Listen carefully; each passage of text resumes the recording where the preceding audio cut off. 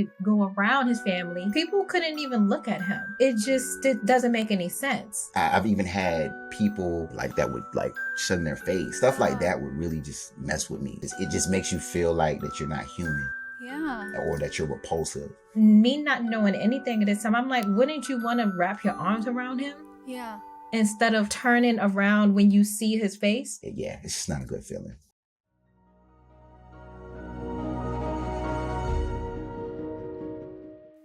Hey guys, my name is Shelise Ansola, and this is Cults to Consciousness, where we discuss leaving high-demand religions or organizations and finding healing and independence through awareness and true individual sovereignty. If you're listening only and you want to see all three of our faces, that's right, we got two guests today. Go to my YouTube at Cults to Consciousness, where you can like and subscribe, become a part of the conversation, let us know what you think of the episode if you have anything to add.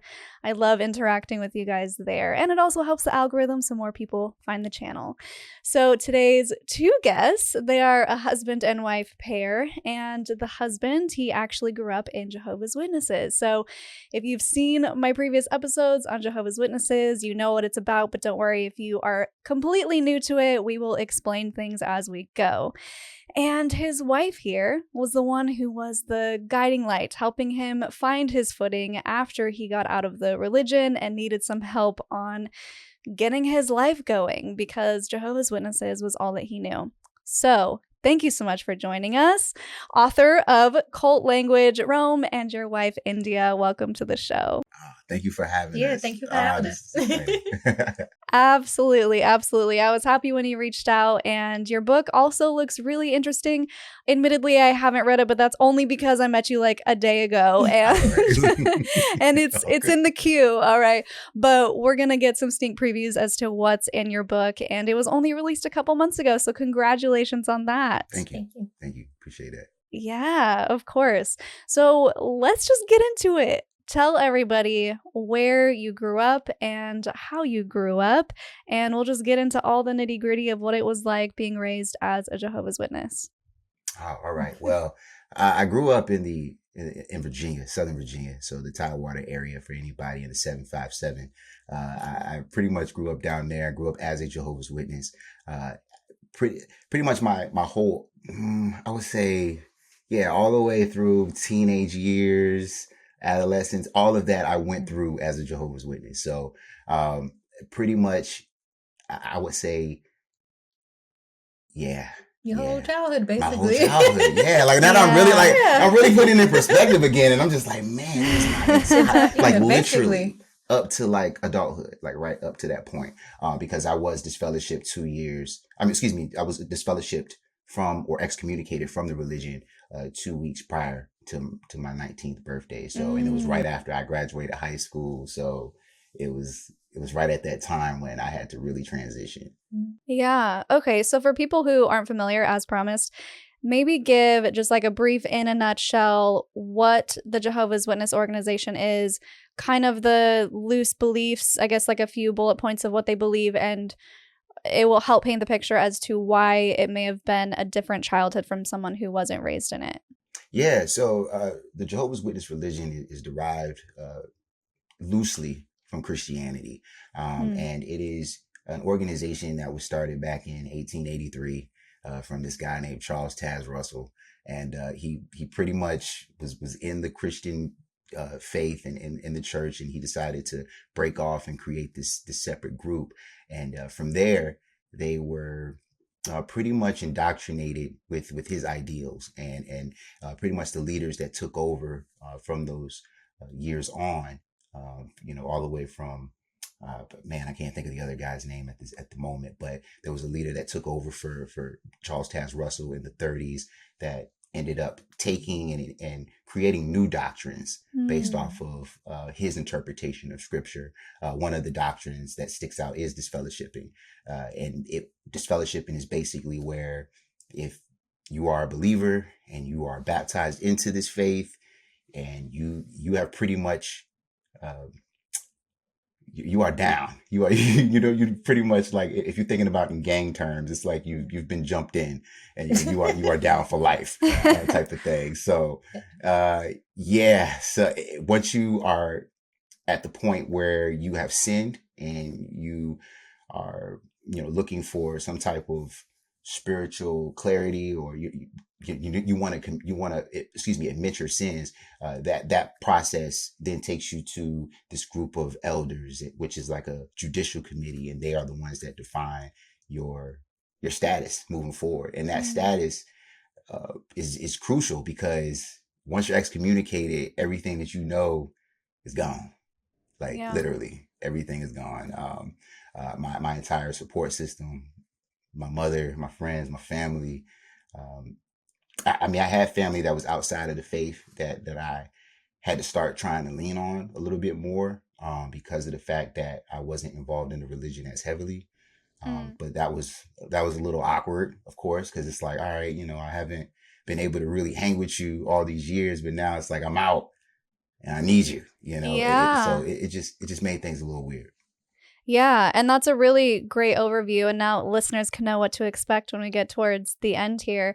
But let's really get into what it was like growing up in this way. And I think one of the things that stands out to me, if people don't know this, unless you may have watched one of my episodes, like with Brooke, for example, we talk about you can't celebrate birthdays or holidays. And I want to hear from your perspective. And I know from one of your previous podcasts, which we can link in the description below, that your father was not Jehovah's Witness. So I want to hear what it was like in we call it a mixed faith marriage, growing up in your family, and what the holidays looked like, how it affected you as a kid.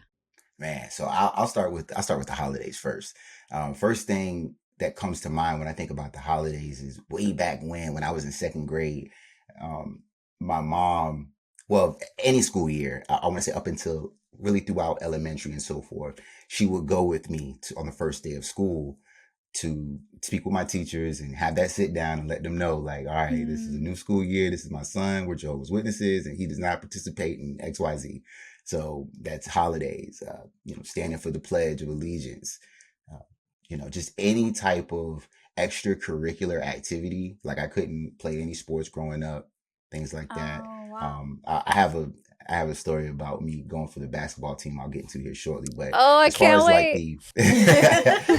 but as far as the Halloween stuff, like growing up, it was so awkward, because kids would get candy and they would get these bags. And like I said, this particular time in second grade, they were handing out the candy bags and so forth. And my boy at the time, he was like, you know what? I know you can't eat the candy, but I want to give you half the bag. Right. Oh. So I mean, of course it was heartwarming. I was like, yeah, I'm gonna take this candy, because I was a fat kid growing up. So I like to eat, so, yeah, so I definitely, I was thankful for that candy.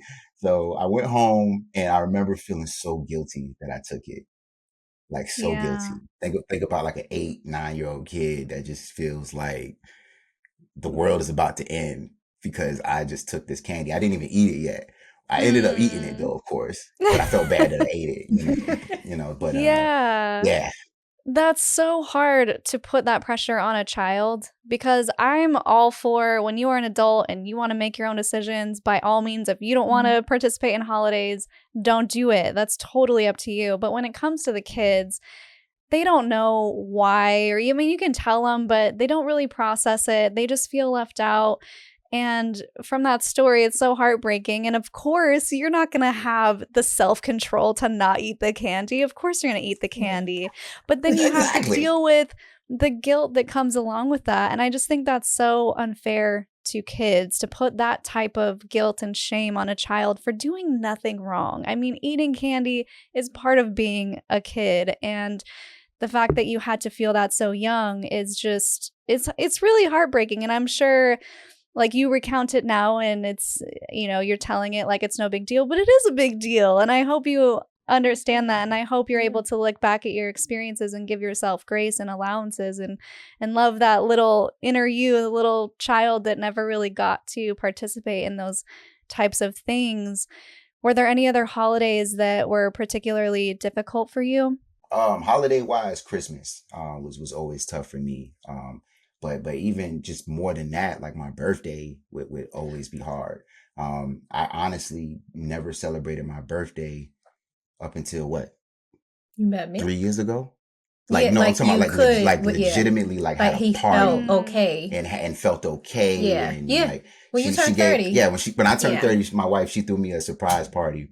And I was just floored by that. Like that was something that was very special to me because I've just always grown up believing that my birthday was just wrong in a sense. And then once I found out and I grew up and I found out why, it was the doctrine and what the root of it really was. I was just like, this is a joke. Like, oh, come on, man. Like I missed out on all this. Tell the people what the rule was. Yeah, tell them. So so I speak about it a little bit in my book where the doctrine is, in a nutshell, there's two stories. The two times that the Bible speaks about birthday parties, somebody died.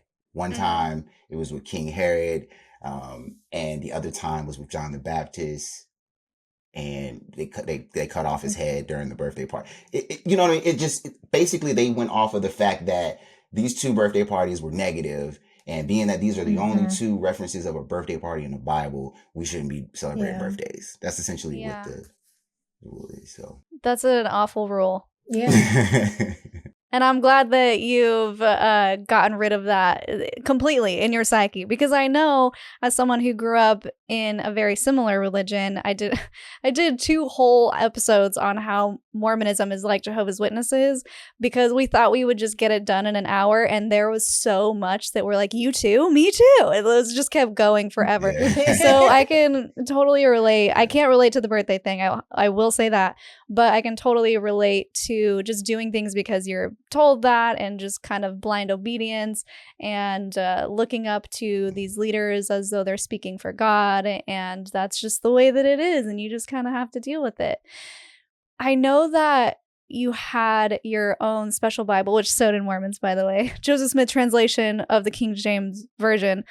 What were some other things that you were kind of forced to do or follow, or arbitrary rules that came from the Bible? And if so, was it because you had a special Bible that kind of added to the doctrine? Did that make sense? Was that a clear question? I'm following. Okay. Yeah, like that when they rewrote the Bible. Remember when I was studying? Yeah. Like they reworded it for it to be updated to how people speak today. Yes. But some things were a little different. Because the version that she's speaking of, so the Jehovah's Witness religion, they use the New World Translation. That's what they call it. Okay. And it's basically where it's not thee, thy, thou, and all of that. They basically manipulated it or reworded it, to fit today's vernacular.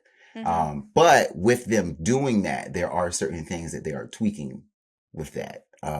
One thing that comes to mind was in regards to, I believe, field service. So field service for Jehovah's Witnesses is a huge thing, because it's a sign and an act of faith, right? Where you're going out and you're preaching to those all over the world, door to door, when they're knocking on your door, 9 a.m, Saturday morning, that's what it is. It's called field service. So with that, in the old New World Translation version, there was nothing really pertaining to pioneering. There wasn't a lot of verbiage around pioneering, right?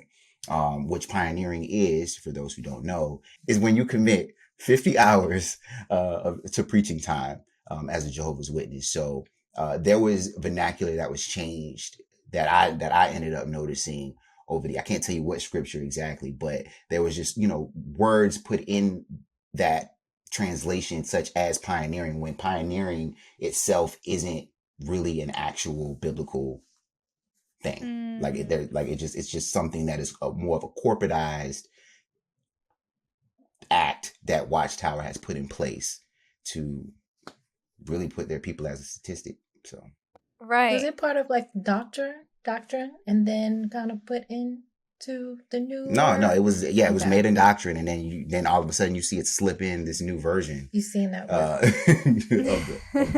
the Bible, and it's just like, oh, okay. Yeah, that's one of the things that drives me nuts about this whole new revelation, I guess you could call it. That's what they call it, is, oh, we've received divine revelation that this was wrong and this is how we do it now. And then they change everything. And then if you were to ask them 10 years later, hey, remember that thing that we used to do that was doctrine? They'd be like, what? We didn't do that. I don't know what you're talking about. Like, it's so messed up, and they literally gaslight you. And you're like, no, I did that as a kid. It's not even like you're trying to trick the next generation. It's like the people that you're talking to currently did the thing that you said that we never did. And it's so crazy. And I'm speaking personally about Mormonism because they do that all the time. So was it similar with that, or similar to that with you, where they would just change things constantly and you just have to adapt to the new rules? Girl, I can. So I speak on it in the book too, where there are certain dates. It's 1975, 1984, the year 2000, 2012, 2015, and 2020. If I'm not mistaken, were all like predicted years that the world was going to end. That I like, I'll never forget when the year 2000 came. Like, there was so much discourses given on the platform around like, oh, this might be the sign of the end, and this is the last days. You'll hear that term a lot in the witness culture, because they just live off that doomsday type of mentality. And it was scary as a kid, because it's like, you sitting up here, you watching, a normal New Year's Eve ball drop, and you're thinking that when this ball drops, everything's gonna just be destructed. You know what I mean? Now, granted, there was, a lot of that Y2K stuff around that time anyway, but it was just enhanced even more from a Jehovah's Witness perspective, because it was just like, this is perfect. Now we have something that we can go off of. And then they would switch it up, and what they would call it is new light. They would say that they pretty much say, oh, we have, as the governing body, who is the overseers and pretty much the heads of this religion, they will just come out of nowhere and say, oh, new light. We have received new light from God, and this is our new doctrine, or this is the new rule, or we're going to do away with this. And it's just always looked at as this new light. And it's really just a cover up for them making up something. Yeah, of course. And usually they blame the members. The reason the world didn't end is because you weren't faithful enough. It's like, that's why it didn't end. I wanted to know how invested you were as a kid, because you did say that you were afraid of the world ending, which of course, but I want to know, when you were growing up, if you really truly believed the doctrine, because you also had a parent that wasn't Jehovah's Witness. So were you kind of balanced out at all? Was your father involved in trying to tell you, yeah, that's not actually a thing? What was going on at home? It was a mind fuck. It was a mind fuck growing up with a Baptist father and a Jehovah's Witness mother. To answer your question, did I sway between the two sides? Yes. I was a diehard Jehovah's Witness. That was, like I said, that was what I was born into. My dad, he wasn't religious the first couple of years of my life, the first 12 years of my life. He didn't get saved until I was 12. And up until that time, I'm indoctrinated as a Jehovah's Witness. Like, I'm going to the Kingdom Hall. I'm doing talks on the stage, doing these Bible readings. I'm in field service. So I'm in it. So as far as like, once my dad became saved, of course, his conviction was he wanted to make sure that his son and his family would be saved as well. Right. So, he would, put this information on us just out of nowhere. And it was a lot, because it was like, man, like, this whole time, you've been kind of like just out here, like, you've been worldly, He had his struggles and so forth. So, and then all of a sudden you throwing this Bible at me, and it's completely different from what I interpret of it. Right. So it was almost like I'll be honest with you, it was almost like a disrespect that kind of went into it. Like, I wasn't disrespectful to him, but it's like, I remember having conversations with him till 4 a.m, where he got his books all out and I got my books out, and we going back and forth about a topic. Yeah. And it was just, looking back on it, it was a very eye-opening, because that was a moment where me and my dad actually bonded. Oh, Over, interesting. over the Bible, but it was still like a debate, and Yeah. there were little things that I did pick up over time that did stick with me once I woke up. Do you remember any of those instances? Because I imagine he would have a different Bible than you, and if you're trying to compare, it would be like I'm literally just comparing two different books. Like how were you able to, because I thought it would go the opposite way where you're just like, well, you're wrong and I'm right. Well, you're wrong and I'm right. Well, I guess that's it. But you actually bonded over this. So was there any kind of common ground that you found that you could latch on to and agree with? That you're supposed to love people. I think There that you was pretty go. much it. Well, that's That kind you're of just like supposed what to love. religion was supposed to be, right? Until Yes. everyone messed it up. Exactly. Yeah. So, Wow. but in a way, we were still on opposite ends. Yeah. How did that affect your relationship moving forward as a 12-year-old, which I'm sure at this point you're super in it, as you mentioned, and you know what's the quote right way. He knows what's the right way. And then you have your mother who's also probably in the middle of it. How did that affect your relationship with both parents?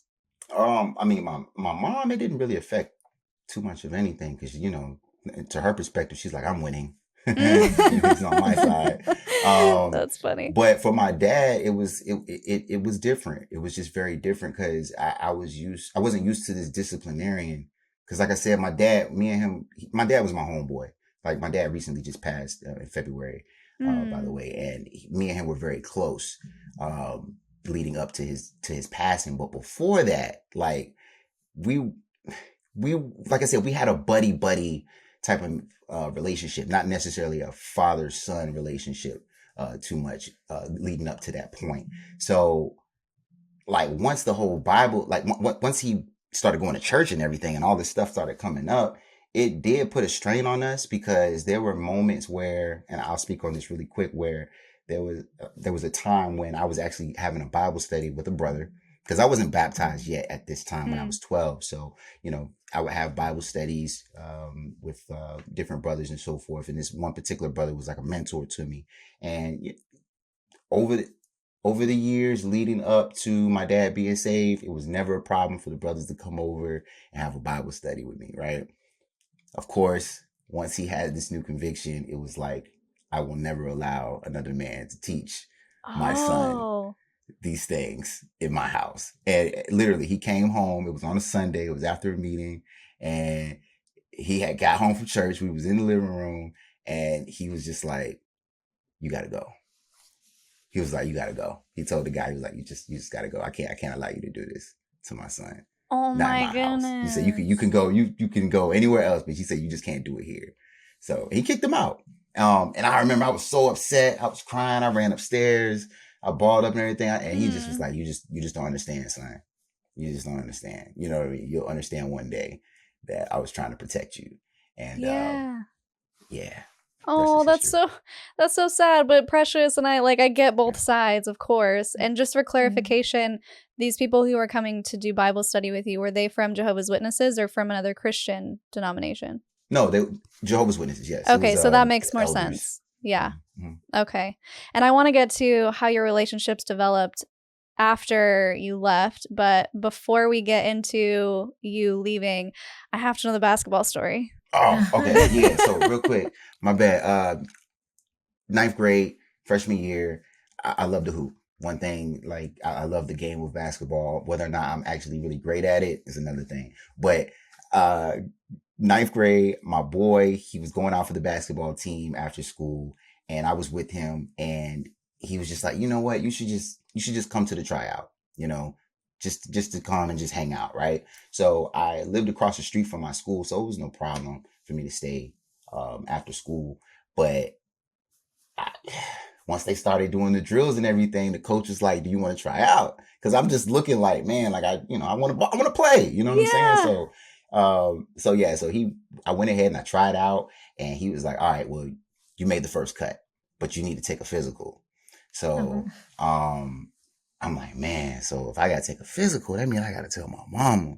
You know what I'm saying? Because my Yeah. dad worked nights, and I think he was already gone for work and so forth. And I know he would have did it, but I didn't have anybody to take me, and I just was terrified to tell my mother. I did not tell her.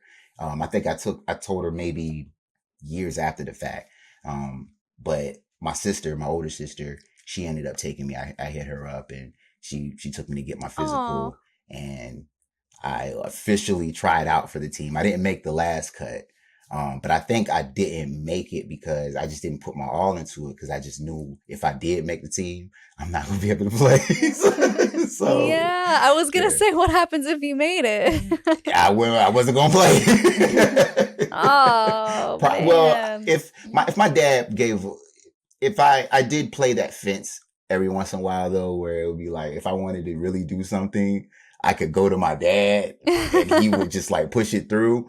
And that probably would have been one of those things, but it would have put a strain on my relationship with my mom for sure. Yeah, so you're playing the fence, like literally playing the fence, and you eventually, I think you mentioned in your podcast, you started, quote, sinning, if you will, and walk us through that experience of what it was like, what got you to the point where you didn't care enough about the doctrine, or you just wanted to be a kid, because let's face it, we've all been there, and what it was like being excommunicated. Is it disfellowshipped or excommunicated, or are they interchangeable? Same difference. But the term, internally is usually disfellowshipping, but same meaning. As far as like what that looked like though,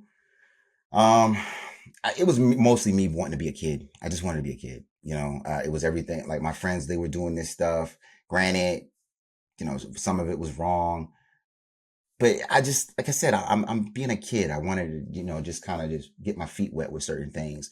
And once, once I had got really like deep into it, it wasn't. Let me answer your question with like this. I never questioned the doctrine. I never questioned it. It was never a thing of like, well, man, I got my doubts and I'm gonna start doing this, right? It Right. was just like, all right, there were just certain things that just weren't consistent to me, but it was like, all right, but I've always been told to believe it, right? And when it got to doing all the, the sinning and, partying and all that stuff, it was just, I just wanted to be a kid, you know what I mean? And then, how it went down and so forth. There was a friend of mine who ended up getting caught up in something, and I just felt as if that it was just right for me to speak up on my situation as well. And going into that, I really felt as if like I wasn't going to get this fellowship. But weirdly enough, there was a piece of me that kind of wanted to, because I just kind of wanted to break free, looking back on it and so forth. But so going into that judicial committee meeting with those brothers, I just kept it 100 with them. I told them exactly, what had happened. There was one particular brother that really had my back. And I could really hear him in the back, really trying to just plead, my case for me, and was really trying to, keep me into the fold, because I think he could tell that if this one makes it out, if he makes it out, he's not coming back, type of thing. So yeah. So, but it was a 2-1 vote out of the 3, and I was disfellowshipped. And usually you're supposed to come right back, right? They encourage you to start coming back to the meetings and go down this little path. But and I started on it, but I just was more interested to find myself outside of it, Yeah. so to speak. And then that's when things started getting a little rough. What was your mom's reaction to this? Because at this point, she's not winning, right? According to what they tell parents, Yeah. of like, if you're doing it right, then your kid is a saint, which, hello, no child is going to be a saint anyway. But I'm sure it took a toll on her. Do you know how she felt about the whole thing? Oh yeah, she was devastated. I mean, my mother has 4 children. All of us were raised as Jehovah's Witnesses. 3 of us were baptized into it. One of her children, she wasn't gonna do that. She wasn't gonna be down.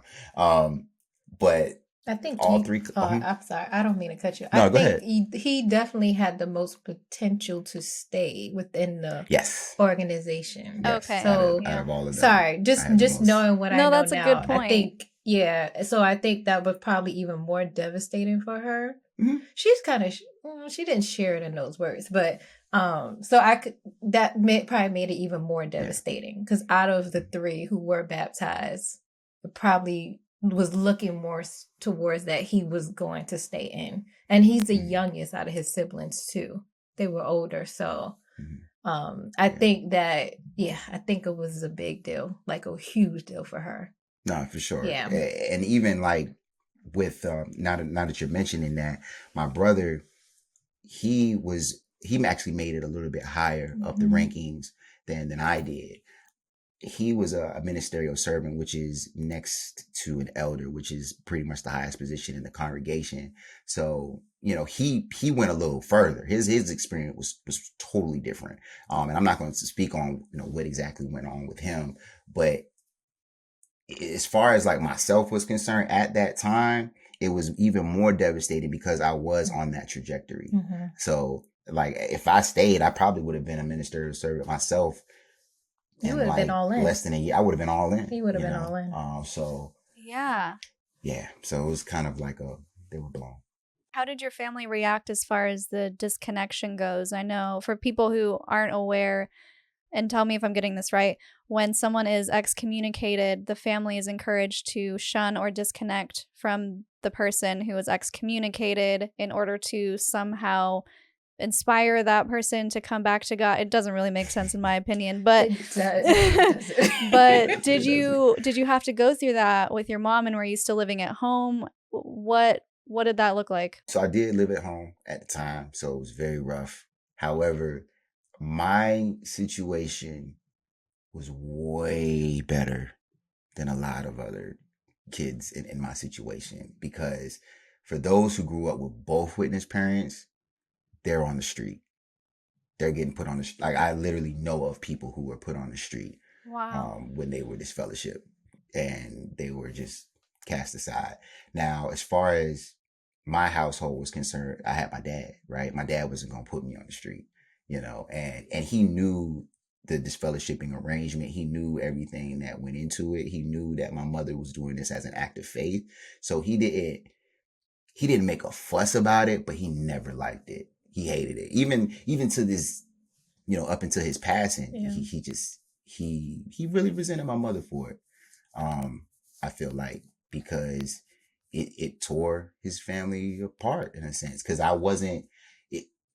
Like, for instance, if there's like a cookout, like just a normal family cookout, I'm on eggshells.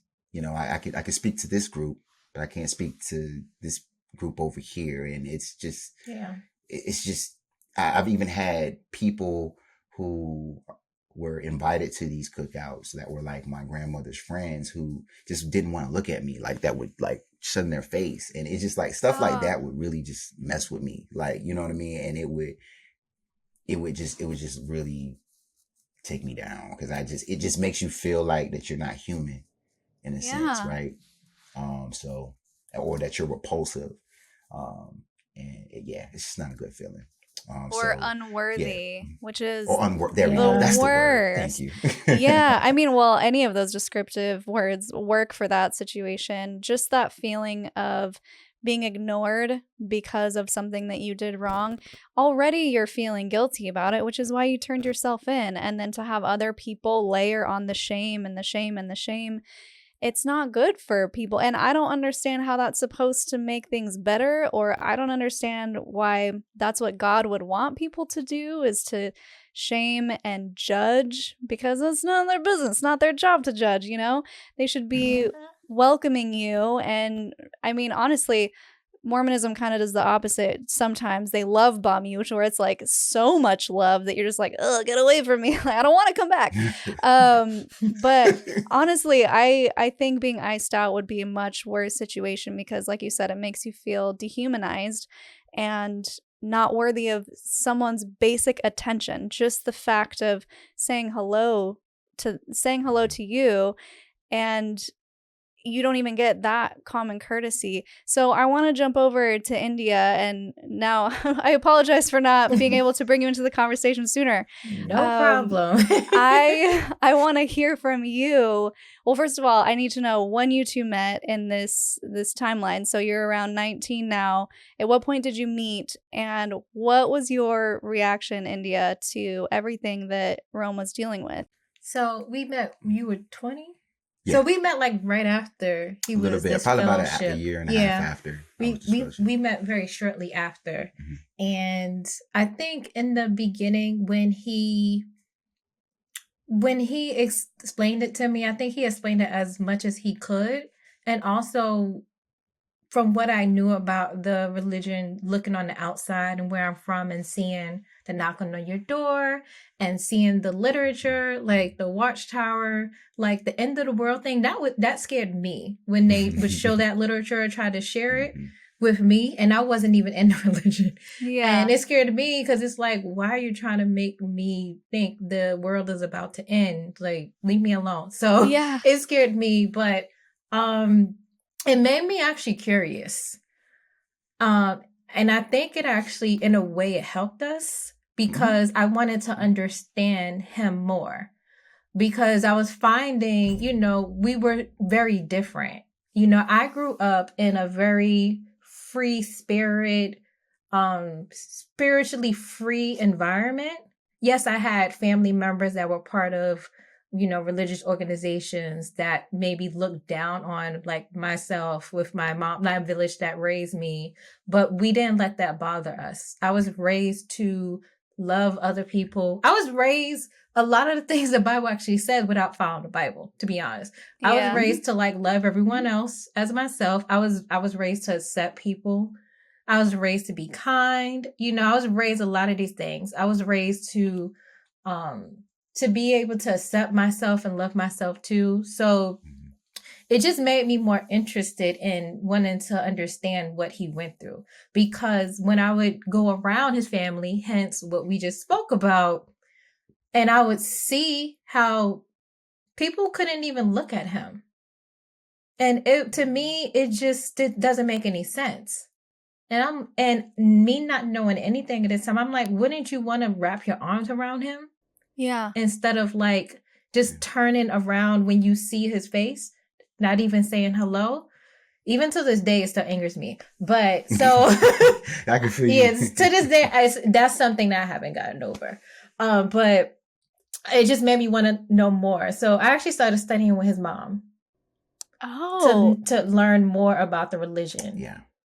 Oh my gosh, Rome, I bet your mom was like jumping over the moon, thinking that she was going to convert India.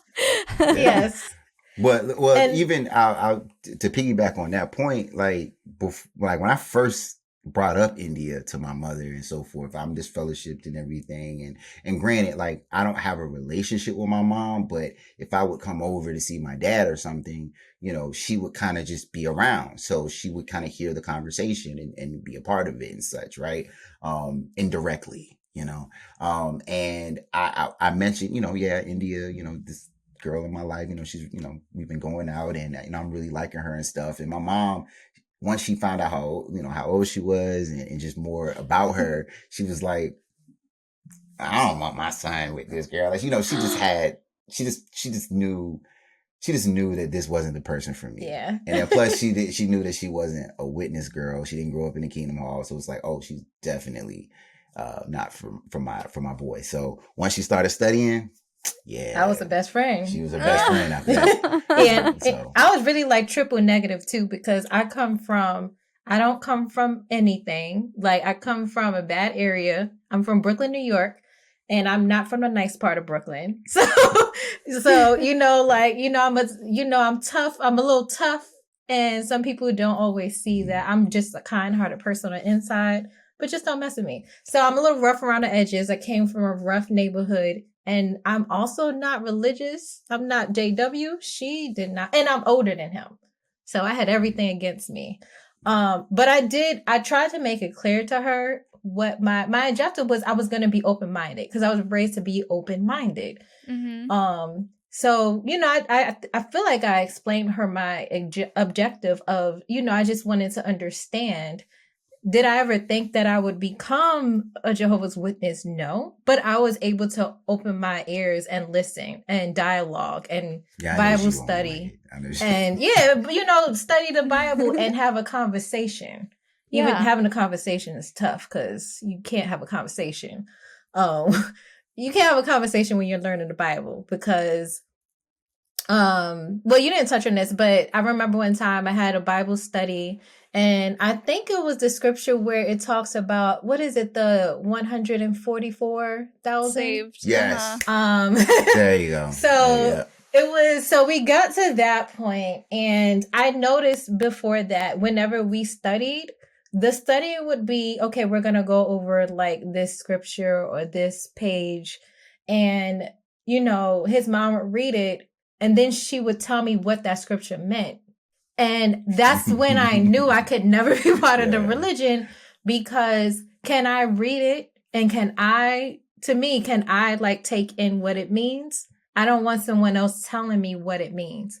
Right. Or, so that was the whole big thing for me. She would tell me what it meant. And I was like, I didn't read it that way. Yeah. So, I would ask questions, and it's very good because they just go to another scripture to explain, a question, which I think is great, but it just never resonated with me. That it just never got to me. But it definitely helped me understand a lot and understand why he's treated the way he is. Why, like, when his sister got married, he was allowed to go to the wedding, which isn't normal because he shouldn't be there, but we had to leave and he couldn't say hi to anybody. He couldn't even give his sister a hug, or anything. Yeah. So it made me understand, but even though I understand, it doesn't make me accept it. So, yeah. Yeah. Do you remember any of the things that, maybe specific things that you learned while studying with his mother, where you're like, oh, that's why Rome is this way, and kind of bridge the gap? I'm sure a lot of people listening have been in your shoes. I married someone who is kind of like you, India, and he's like, Mormonism, what? Like, why are you this way? So now he knows a lot more about why I am the way that I am. But it takes a lot of time and understanding. And first of all, I just want to say congrats and amazing work on being open and willing to learn about this, because not everybody is willing to take their own time to really understand their partner's background in the depth that you did. So good job. Rome, you got a good one. Yes, You're not a triple negative. You're like a 10 plus. Yes. Do you remember any of those specific things where maybe someone else watching is in your shoes could also benefit from some of that advice? Yeah, so the birthday thing is the first thing that comes to mind. So of course we study the scriptures about why Jehovah's Witness do not celebrate birthdays. And as Rome touched on it earlier, it was just based on situations that happen. And the 2 times it was mentioned in their Bible, it's just, bad things happen. But I would ask, like, where does it actually state, not to celebrate birthdays? And that could never, I'm a person that asks a lot of questions too, in general. So I could never get that answer. Yeah. It would just show me the scripture and then explain to me their interpretation of the scripture. So that allowed me to be patient. So, I will communicate with Rome about, is it okay if I do something for your birthday? And even if I did something and I see that it was hard for him to have a good time or accept it, I didn't internalize it, and I wasn't upset, because I learned that this is something that he was raised with from when he was 19 years old. Yeah. He can't just switch, into like now how like just society is, and just like in a drop of a dime, just make it okay. He's struggling with it. it's like he sees like the joy and everything this brings and the celebration, but he was taught one thing for so long that I had to just have the patience to accept that maybe he won't be able to celebrate his birthday, but I didn't want to ever stop trying because I wanted him to have that joy, that we all get to have. So that's so nice. So the other thing is Christmas. So Christmas was also so for my family, and Christmas, Thanksgiving, holidays, those 2 holidays, it's not really about the holiday for us. It's really about the time that we can get together as a family. You're off work, we get together, Thanksgiving, we talk about things we're thankful for and things of that nature. We have a great meal. We just all get to see each other. Christmas, it's another time that like I have memories, like, putting up the tree with my grandmother. It's just really memories for us. And I had to really be comfortable with him not being okay with celebrating Christmas. And, every year I would ask and, communicate and ask if it was okay. And it was every year, y'all. It was every year. Yeah, it's every year because, holidays every year. So, if he would say no, it's okay. We would talk about when we have children. How does he feel? Because I want my children to be able to experience these things. He said he grew to be okay. But just recently, like maybe 2 years ago, he just was okay with me putting up a tree. And we've been together for 12 years. So, wow. Yeah, it just allowed me the patience to be able to understand, not become frustrated with him because he doesn't want to celebrate these things. And eventually, he started to feel better or feel more comfortable with wanting to celebrate or accept these things. Now everything that comes with it, I can still understand why, like India, I don't want to spend all this money just because it's a thing. I don't either. So my family did not spend a lot of money. It was the only thing they did was it was gift for kids. That's it. So yeah, those are some of the things that I think helped me to understand and have patience, which I think a lot of people don't have in relationships. Like, I agree. Yeah. Yeah. Jerome, how are you feeling now then about all of the holidays? Have you landed in a place of acceptance? And first of all, before you answer, I just have to say, even if to this day you are not okay with Christmas, that's okay. There are so many things that are difficult to unwind and deprogram when you're leaving a high control group, high demand religion, cult, whatever it is. When it's your reality for so long and you believe it so wholeheartedly and it's something that you have sacrificed for so long, it can be hard to just one day be like, oh, I can do that now. Yep. It takes a long time to be okay with something, and there's always going to be those things that we're uncovering about ourselves and relearning and reshaping, and that's okay. So back to you. No, that was very well said. Very well said. And as far as myself, as far as where I stand now with Christmas, I love it. You know what I mean? I ain't even gonna lie to you. Good. You sure? Because you still give me a little bit of a hard time. Well, it's only been 2 years, so. Well, yeah, no, literally. I want to say, so what turned it around for me, and I'll be totally honest and transparent, that it was 2 Christmases ago where we spent it with her family, and it was my first real Christmas experience, to see what exactly families do on Christmas. And once I saw that and I got a taste of it, I'm like, yo, this isn't bad at all. This is essential. You know what I'm saying? It was one of the best times I've ever had. It's just we were just all just huddled up in the house, and it was just we were just enjoying each other. And that's what she's been trying to tell me this whole time. And it's all right, now I get it. So now I look forward to it, to be honest with you. I walk around with a Santa hat and all that. I was very surprised that he did. Yeah, so you still have your still have it for next year, right? Well, for next Christmas. Yeah, I have a Santa hat. I have a whole Santa hat. I got a whole ugly sweater that I'm wearing every year now.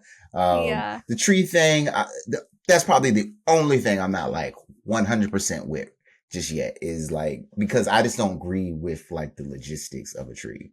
It's not necessarily. He doesn't like the dollar amount it comes with too. So. Yeah, you know what I'm saying? I just don't.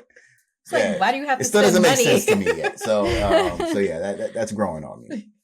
Oh, that's amazing. I think the thing that stands out to me about your relationship is definitely the patience, the care that you both have for each other, the ability that you have to grow and change and grow together is really beautiful. And the fact that India has been able to successfully model what a life outside Jehovah's Witnesses looks like in a positive way for you to be able to follow. So I think, do you have kids now?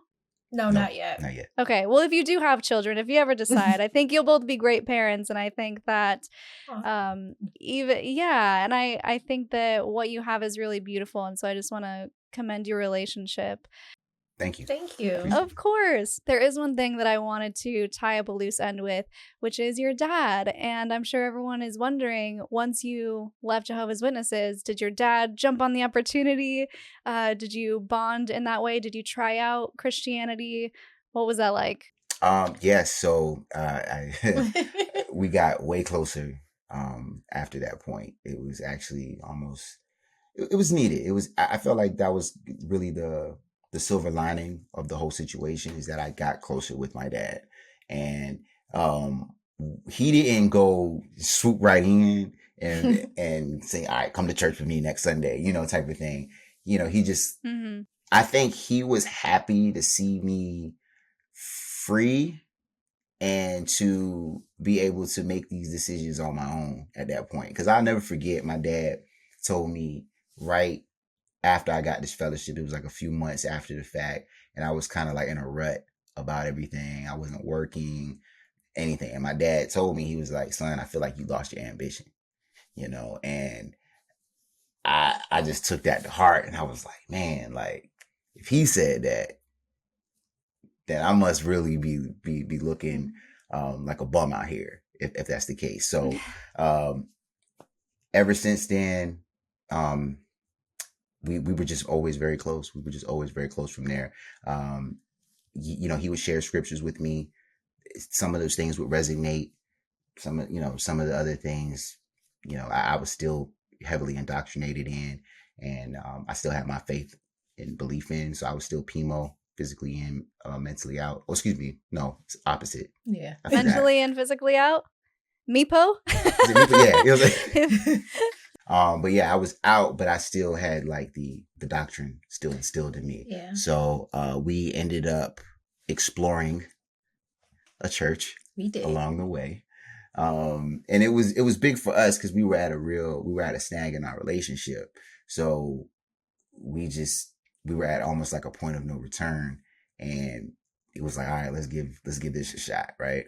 And sure enough, it worked out. We had a really good time starting out, where we had a community. I was learning about the Bible from my own interpretation. For the first time ever. That was the biggest thing that I got out of that experience, was that I was finally learning the Bible from my interpretation instead of like what I was always told the scripture was supposed to mean. So went and did that for about 2 years, and then I started seeing a lot of the same tendencies that I saw in the Kingdom Hall growing up as a Jehovah's Witness, and we got up out of that. And I don't agree with organized religion ever since. So. Yeah. And I had to, for us, our relationship too, I had to come to an understanding of why he didn't feel comfortable in the church setting or in that organized religious setting. And from me learning this, it took me a little bit, I think, but I didn't see it like that at first. I thought he just didn't want to go anymore. Oh, right. And I feel like he explained it to me that it felt like he was in the Jehovah's Witness religion again. And as soon as I feel like he explained that, it clicked to me right away. And I was like, okay, we don't have to keep going anymore. And I was understanding for that, because I knew that him being in that religion, how much of an impact it had on him in a negative way, and how much it just shaped his whole adulthood.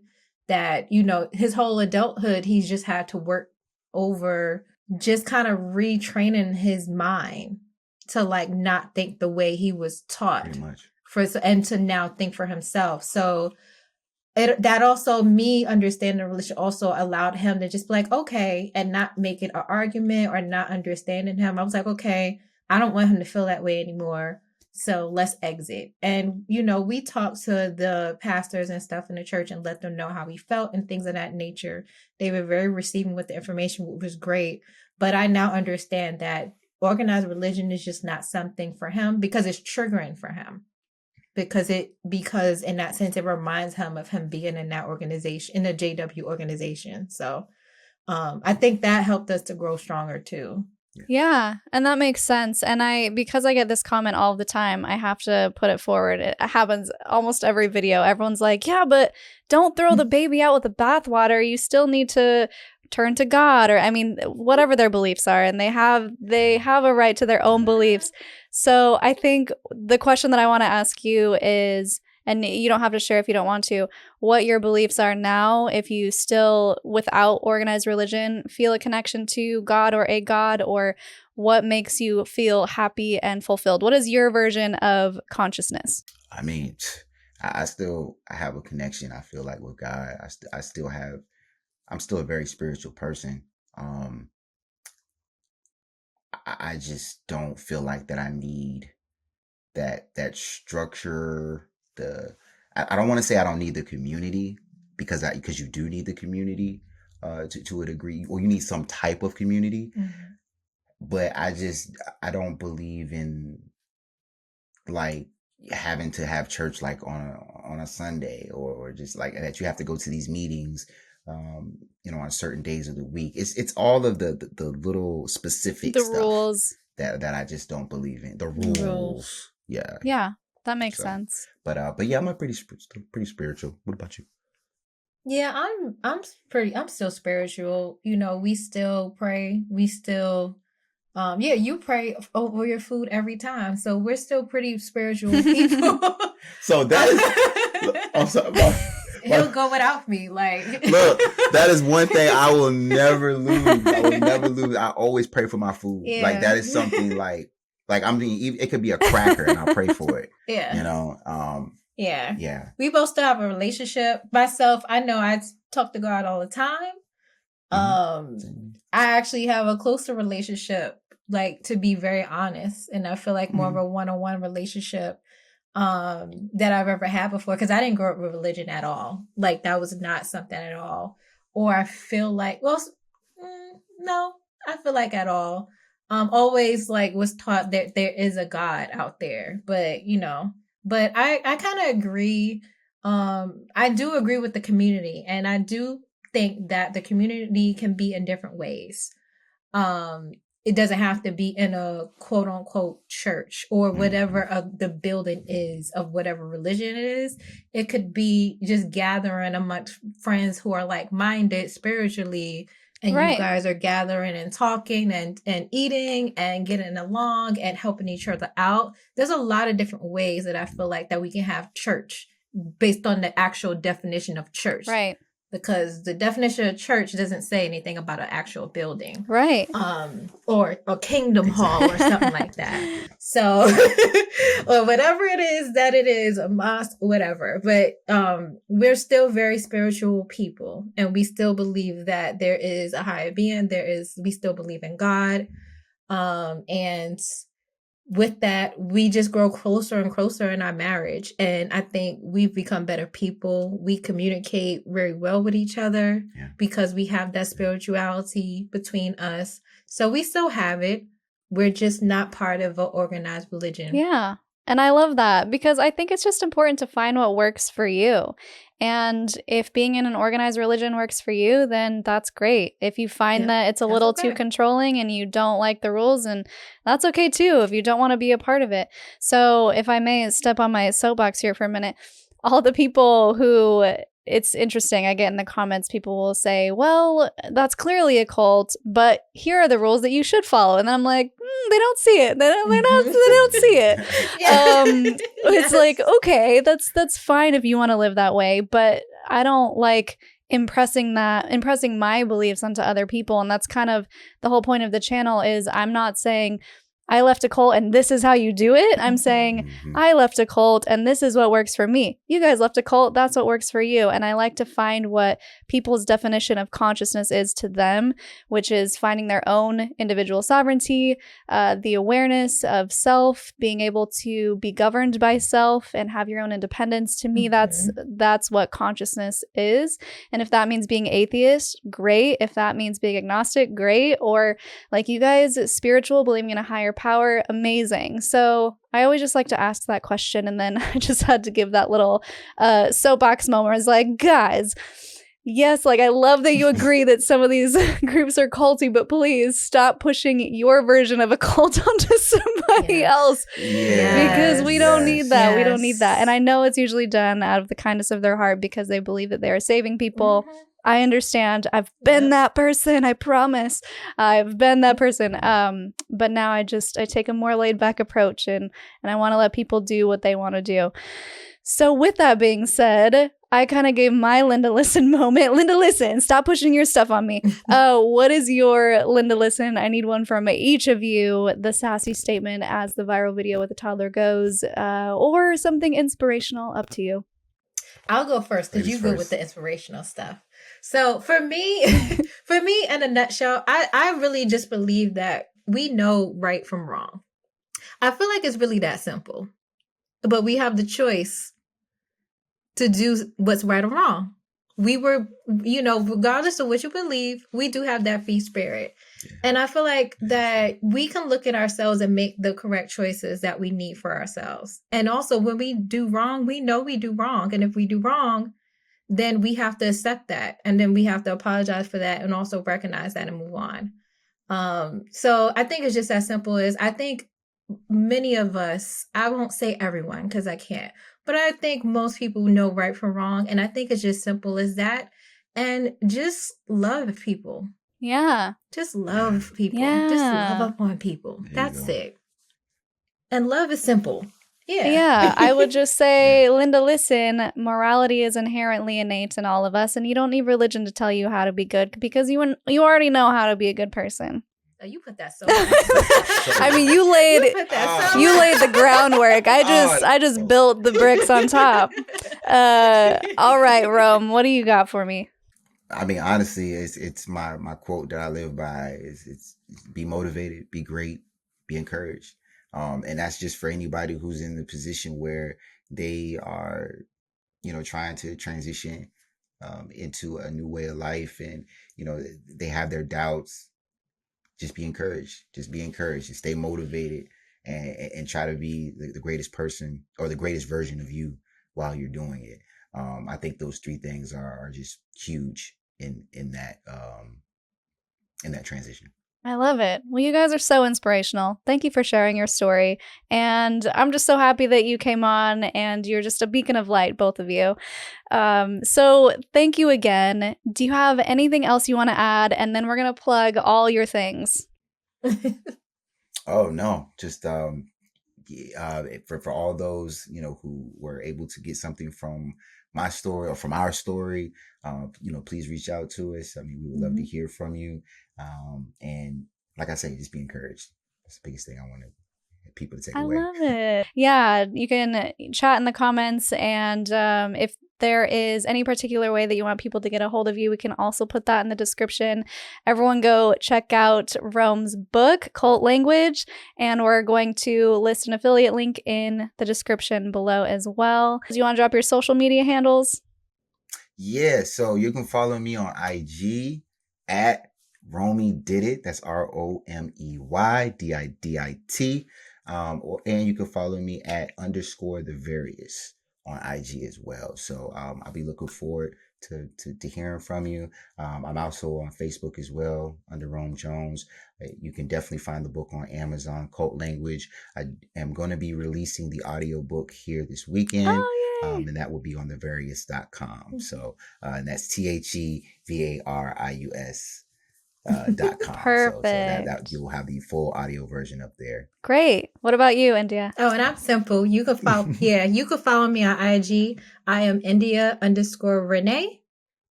So India spelled just like the country. Renee RENNEE. Perfect. Well, you guys have been a delight. Seriously. Thank you so much. Oh, thank you. Of course. And for anyone watching, if you want to support the podcast, it would mean the world if you could become a patron at patreon.com/cults to consciousness. We are doing behind the scenes stuff over there, having some discussions on future episodes. So if you want the tea, you got to go on over to Patreon. But for everyone else watching, if you love this video, you would probably like the one that I did with my fiance, now husband. I will link it here. We talked. Yeah, he knows he's a DJ. We talked about what it was like getting together, me as an ex-Mormon and him not knowing anything about cults, but now he knows everything. So you may be interested in that episode. And until next time, follow your highest excitement, to be conscious and be well. Thanks for listening. If you like what you hear, it would mean a lot if you could like and subscribe on YouTube and leave a review or a comment to help with our visibility. You can also find me on social media at cults2consciousness or reach out by email at cults2consciousness@gmail.com.